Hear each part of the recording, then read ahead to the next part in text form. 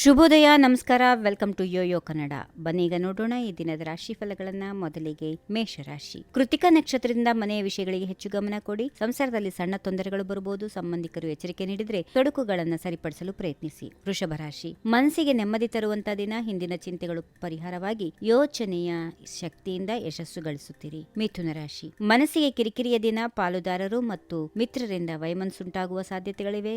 2 ದಿನಗಳಲ್ಲಿ ಪರಿಹಾರ ಸಿಗುತ್ತದೆ. ಕಟಕ ರಾಶಿ. ಇಷ್ಟಾರ್ಥ ಸಿದ್ಧಿಯಾಗಿ ಮನಸ್ಸಿಗೆ ನೆಮ್ಮದಿ ಸಿಗುತ್ತದೆ. ಮಿತ್ರರಿಂದ ಧನದ ಆಗಮನದ ಸಾಧ್ಯತೆ ಇದೆ. ಸಿಂಹ ರಾಶಿ. ಆರೋಗ್ಯದಲ್ಲಿ ಸುಧಾರಣೆ. ಕಾರ್ಯಕ್ಷೇತ್ರದಲ್ಲಿ ಯಶಸ್ಸು ಮತ್ತು ಕೆಲಸಕ್ಕೆ ಉತ್ತಮ ಬೆಂಬಲ ಸಿಗಲಿದೆ. ಕನ್ಯಾ ರಾಶಿ. ಮನಸ್ಸಿಗೆ ನೆಮ್ಮದಿಯ ದಿನ. ಚಂದ್ರನ ಭಾಗ್ಯಸ್ಥಾನದ ಆಗಮನದಿಂದ ಒಳಿತಾಗಲಿದೆ. ಭಗವಂತನ ಧ್ಯಾನದಿಂದ ಹೆಚ್ಚಿನ ಫಲ. ತುಲಾ ರಾಶಿ. ಕಷ್ಟಕರ ದಿನ. ಮನಸ್ಸಿಗೆ ಕಿರಿಕಿರಿ. ಹತ್ತಿರದವರಿಂದ ನಿರೀಕ್ಷಿತ ಬೆಂಬಲ ಸಿಗದಿರಬಹುದು. ಧ್ಯಾನದಿಂದ ಪರಿಹಾರ ಕಂಡುಕೊಳ್ಳಿ.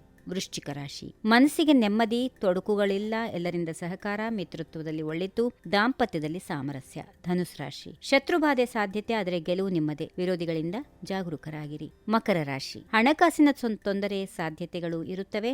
ವ್ಯಾಪಾರದಲ್ಲಿ ಖರ್ಚಿನ ಬಗ್ಗೆ ಎಚ್ಚರಿಕೆ ವಹಿಸಿ. ತಾಳ್ಮೆಯಿಂದ ನಿರ್ಧಾರ ತೆಗೆದುಕೊಳ್ಳಿ. ಕುಂಭರಾಶಿ.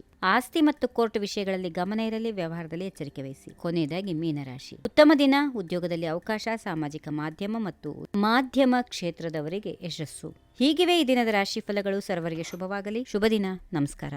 ಈ ವಿಡಿಯೋ ನಿಮಗೆ ಇಷ್ಟವಾದಲ್ಲಿ ಲೈಕ್ ಮಾಡಿ, ಶೇರ್ ಮಾಡಿ, ಸಬ್ಸ್ಕ್ರೈಬ್ ಮಾಡಿ.